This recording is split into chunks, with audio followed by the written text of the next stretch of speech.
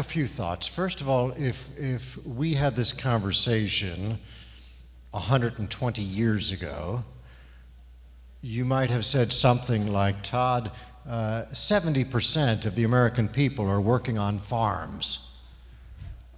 If that number goes down to 1%, how can we possibly find anything for all those millions of people to do? Won't they be unemployed?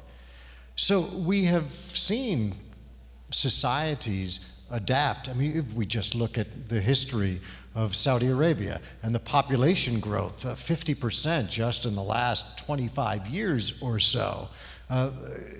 So I feel much more modest about the ability to forecast these sorts of things. At the same time, I find it very difficult to define what is a robot. What is technology? I am, if you'd like to join me at 1:30 this morning, I'll be going to the airport in order to fly back to New York. Now, in the old days, I'm on Qatar Airways, they would by hand have a list of each passenger and write down the name of the passenger, where they would be seated. You would have to show up hours, well, you still have to show up several hours ahead, depending on which terminal you're at. I think Terminal 1 is not as good as Terminal 5, I understand.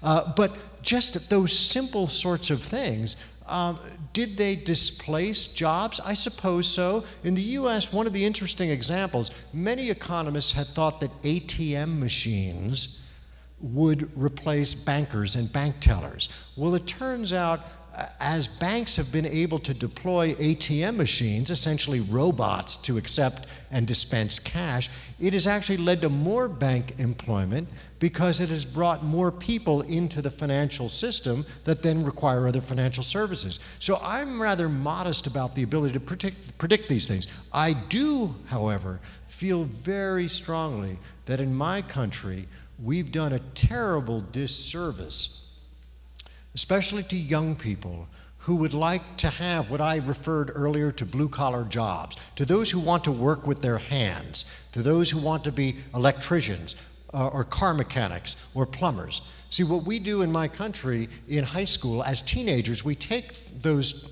young people and we may teach them how to be a plumber or how to be an electrician. What we don't do is teach them how to run a plumbing business, how to run an electrician's business. So if we can take young people who may feel threatened they could be replaced by robots and teach them not only basic skills, but how to turn those skills into a business, then I think we will give them a much better opportunity of competing against AI and robots and whatever Elon Musk is dreaming of tonight.